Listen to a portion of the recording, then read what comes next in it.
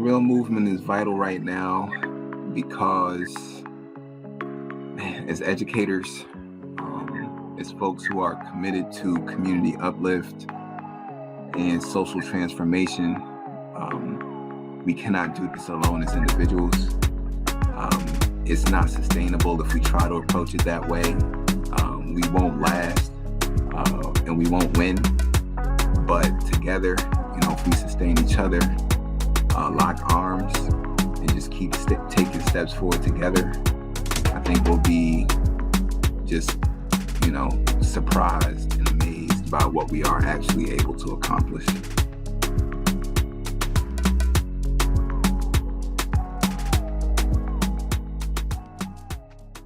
Thank you for tuning in to The Real Storytellers. I'm your host, Angel Booz.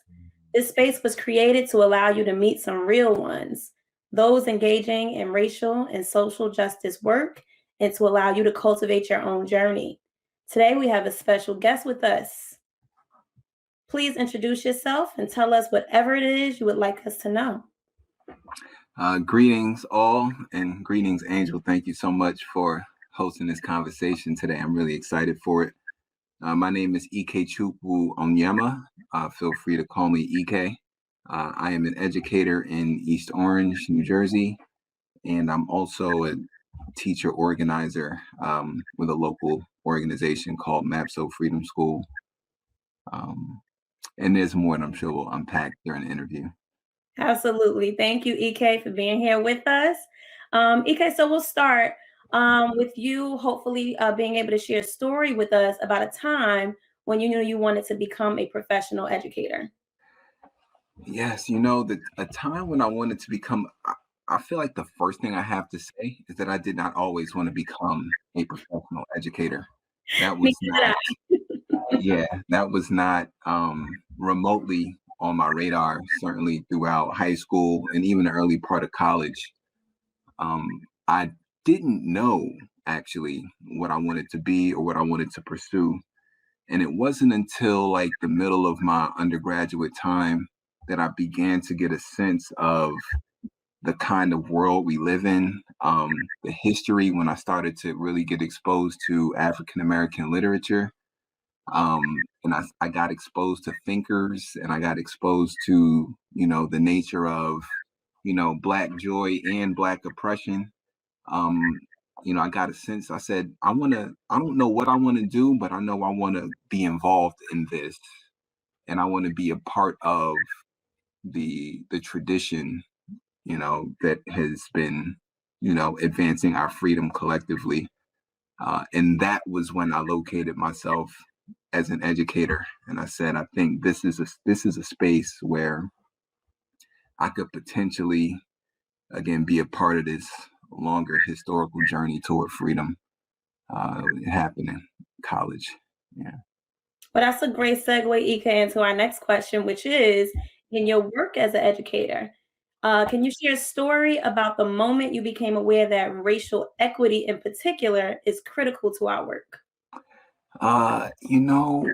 Racial equity, it was, reading authors like, James Baldwin, Frederick Douglass, Bell Hooks, Octavia Butler. It was the thinkers who inspired me to continue doing this work. In particular, when I was an undergrad at Rutgers, Newark, there's this organization called the Abbott Leadership Institute.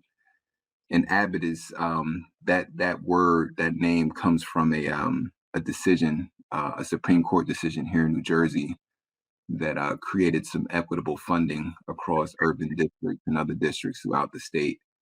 And that organization was really founded upon organizing parents and educating them about their rights. And it was there that I discovered just the political nature of education. I grew up a few miles away in Maplewood, New Jersey, and was having like this rude awakening that not all school districts were created equal. And not only that, I thought I was privileged until I started to realize, wait a second, there was so much, again, history and literature and just real experience that I was deprived of because I grew up where I grew up. So it wasn't even like a better than, worse than. It was just like this whole system is riddled with holes. And that's when I said, okay, racial equity um, has got to be kept front and center. I think the danger of not doing racial equity work is that we end up erasing the experiences, the stories, the harms, the traumas of entire groups of people. And I don't want to be that educator that furthers the harm, because just being an educator and like being neutral in this work doesn't necessarily mean you're doing good. Like, and racial equity is the way that we can ensure that we're doing the right work as educators. Otherwise, be part of the problem. Absolutely. And I don't think it matters what school district you're teaching in. I don't think it matters what race the students are. I think in communities that are deprived of being exposed to students of color need more racial and social justice work than any other community. So that's a huge factor, EK. Absolutely. Can you describe your relationship with the real movement? Oh yeah, I can't describe my relationship to the real movement without going back to, man. I got it. My friend Gabriel Tanglao, um, someone who I met several years ago, and I met him in a space. My very first time of entering a union space was through a different space that was called. It was facilitated by a few different people, but one of them, it was Jim Boyce, and this was the Hope Space that was created. Okay. And I remember being invited by a friend of mine. Her name is Okaikor, Dr. Okaikor, R.E.A. Price. And when she invited me, I was like, what is this space? Like, I've heard of unions, and I believe that they do good things and that they can do good things, certainly for the cause of labor and the working class. Especially, we know that capital has a way of accumulating at the top and exploiting, the masses. So I believe in unions. So when I had the invitation to come and check out this union space, I was like, let me see what it is. And that was where I met Gabe. It was a very participatory space. And Gabe and I have just our relationship really kind of blossomed throughout the years, planning a variety of workshops and attending a variety of conferences around the country. And I feel like we've been doing real work before the official real movement began. But I would say specifically with the real movement, last summer, um, you know, Gabe and I kind of put together a series of conversations called Freestyle Fridays shortly after the pandemic set off. And, just talk about not only bringing educators from around the state, but educators from around the country to have conversations that just simply aren't being had. That was my intro to the real movement. Yeah. Wonderful. I had the privilege of participating in one of your Freestyle Fridays live at the convention. And I was like, I've known you. I had known you at that point for some time. And so I was like, wow, I didn't even know EK was involved in this way. So Mhm. for me, that was a little bit of an introduction, honestly, to getting more involved in racial and social justice work myself. And I Mhm. want to thank you right now in this space for inviting me into the NEA Leaders for Just Schools program, because that Mhm. has opened up a world of learning and opportunities for me to dive deeper into this work as well. So thank you for that, EK. Oh yeah, and I just gotta say that not only did you attend, what I dig about you is you brought the work back to our district, and you facilitated conversations in our district. And for me, with the real movement, like, it's cool doing this work, virtually and traveling to do it, but when you get to bring it back home and build, our colleagues and our students and the families and the communities where we're at, that's the deepest level of this work. So I commend you for modeling that for me. Thank you. That's where the work is. We can't keep it within ourselves. The purpose is to take what we've learned and then spread it to others so that they hopefully continue with that. That's right. That's right. Wonderful. So, EK, have you had one or more experiences with real that has challenged you or helped you grow in some way? Absolutely. with real, I mean, beyond the Freestyle Fridays, what I what I dig the most about real is the fact that these are hosted conversations often.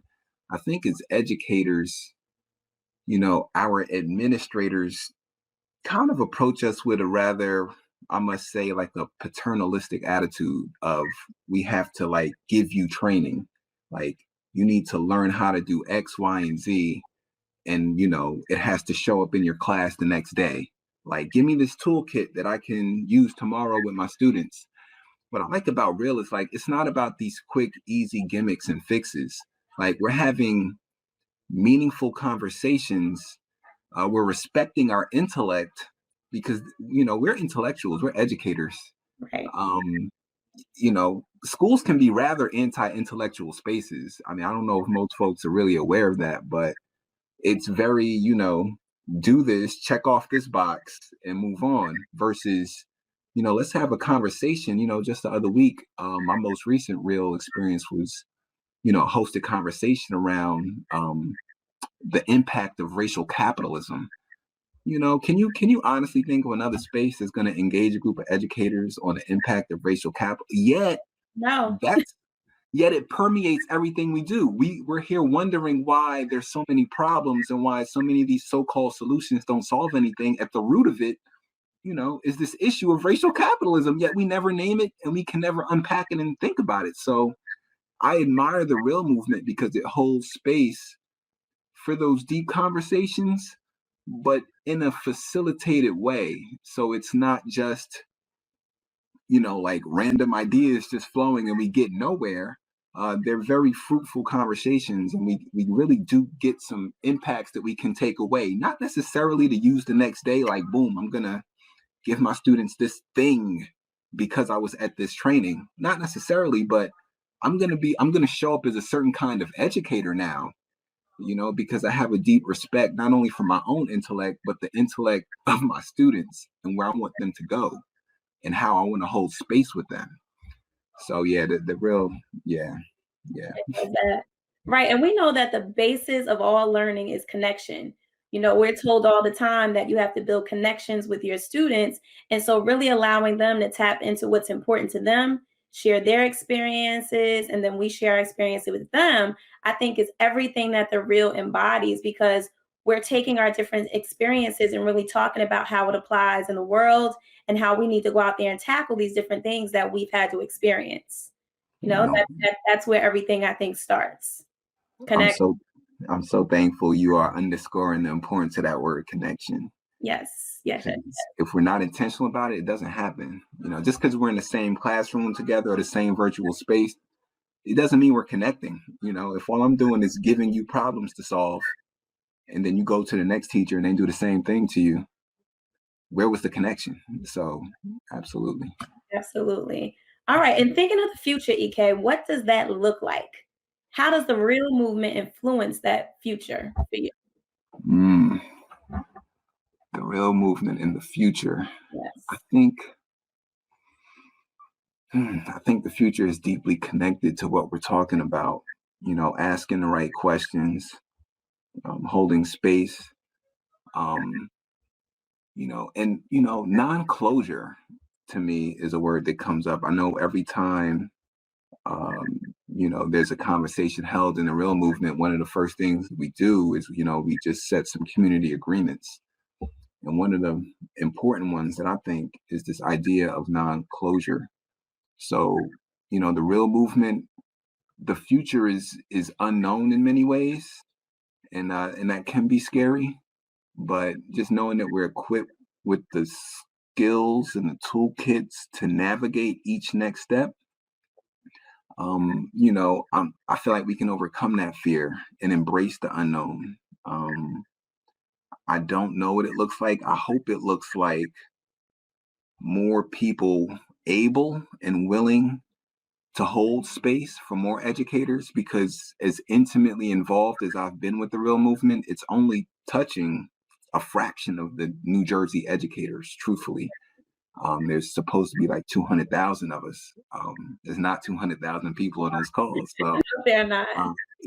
so I'm hoping that part of what it looks like is, just breeding future leaders, future facilitators, future organizers who are capable of holding more space with more educators and even broadening that scope with other community stakeholders and just, you know, being able to bring more people to the table to make sense and unpack. And then from there, fostering even more leaders who go out and do the same. I'm hoping that that's what the future, I'm hoping that's part of what the future entails for the real movement. I think that's awesome. We absolutely need that because we can't keep everything within a little small group. We have to go out, like I said, we have to spread the knowledge, spread the word. And it would be great to normalize conversations like the ones that happen through the real, even within our schools. I think if we can change the way staff meetings are held and our PDs are held and allow people to really get honest and start getting really deep into the actual issues that affect our students, we could do a lot more, in our classrooms. Yes, yes.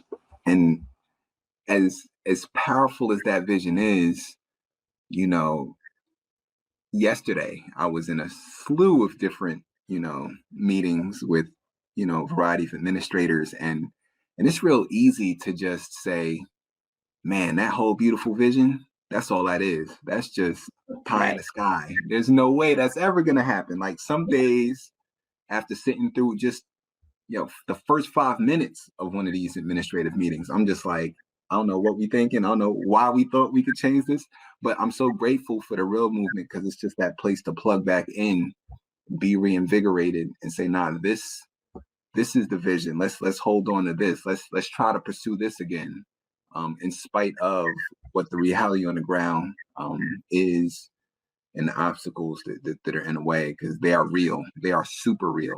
Yes, Um, they are. they're just as real as our real movement. So we got to be realer than that. Absolutely. I hear you. Now, EK, if you had to create a hashtag for your work and all that you do, what would that hashtag be? Mm. Feel free to throw a few of them out there if you can't choose just one. Yeah, no, I'm gonna try to give you one. No, I would say the hashtag would be, I'm gonna say hashtag racial literacy right now. Hashtag racial literacy. The word literacy is really meaningful and important to me because, I harken back to some of my earliest days in college, but even prior. Like, if you would have asked me in high school, do I love to read and write? I would be like, no, I don't love to read or write. It's the worst stuff in the world. It wasn't until I got to college though, where I mean, I don't know if you see the bookcase behind me, like Oh, I didn't notice. it's like reading is like my oxygen, and so is writing. It helps me to make sense out of how I'm doing, how I'm feeling, on a very individual level. I journal regular. I just bought a brand new journal yesterday, actually. I I read for freedom, for life. It's given me a chance to explore places that I've never been and may never be, but I've had a chance to go there in a very intimate way through reading and literature. Um, Literacy is just at the core of everything for Yes, me. I agree. So if there's a hashtag out there, it would be racial literacy though, because I feel like just saying literacy, as powerful as just literacy really is, we need the racial part. I need the blackness part in there. It's not enough for me to read a bunch of stories that don't connect to me or be engaged in a bunch of writing assignments that have no meaning to me. Right. Um, I need the I need the sense of identity. I need the sense of purpose that comes with, my culture. I can't leave that somewhere else and then say, oh, literacy is the key to everything. I need that alongside, you know, this reading and writing work. So racial literacy Absolutely. hashtag. And that's extremely important now in this time, especially to students of color, because we know how important it is to allow students to identify themselves in literature. And students take more of an interest in reading and an interest in learning when they see themselves in those books and they are able to, again, build connection through them. So that hashtag I think is absolutely amazing. I love it. I gotta just, we could have a really long conversation about this. So I'm gonna try to, tame myself. But like, I just cracked open a book yesterday. It's called Farming While Black by Leah Penniman. And I never thought I would ever care about farming. I never thought that, I mean, obviously I eat every day, so I shouldn't be taking it for granted. But I never thought I would care. But she's weaving this incredible narrative. She starts off with a quote from Malcolm X, where he talks about land being the basis of all revolution. And, just from there, talking about our various ancestors and our connections to the land. And I'm like, without me seeing myself in this narrative, farming would just be some things that, like, I don't know, hippies do. But because I'm at the center of it, or my culture is at the center of it, it's hitting me so different. And I think you're right. That's the same case with our students. I'm a chemistry teacher. Like, it's real easy to teach chemistry as if it was, the field of, just a group of, dead white men. It's like, that's how the textbooks are written. I have to go out of my way to make sure that students see themselves in it. And then the question of achievement isn't even a question anymore. Like, but doing that work and trying to sustain in doing that work, because it cuts so deeply against the grain, that's where the real movement comes in. And that's where racial literacy comes in, like, to sustain that, because everything practically just makes that so hard sometimes. So Right now, Ike, in 30 seconds or less, can you tell me why the real movement is vital right now? Yes, the real movement is vital right now because, man, as educators, as folks who are committed to community uplift and social transformation, we cannot do this alone as individuals. It's not sustainable if we try to approach it that way. We won't last, and we won't win. But together, if we sustain each other, lock arms, and just keep taking steps forward together, I think we'll be just, surprised and amazed by what we are actually able to accomplish. That message is real. We cannot do it alone. So thank you for sharing that. Ike, thank you for blessing us with your presence, your knowledge, your experience. We appreciate you and all the work that you do. Do you have any final thoughts to share? Yes, I think the final thought is just, above everything is love, self-love, love for others. At the end of the day, it's a lot of dark energy out there, but love will conquer all of that. So that's my final message. All right, let's keep love at the forefront. Now, everyone, to learn more about the Real Movement, visit our website, real.njea.org. Until next time, peace, everybody. Peace.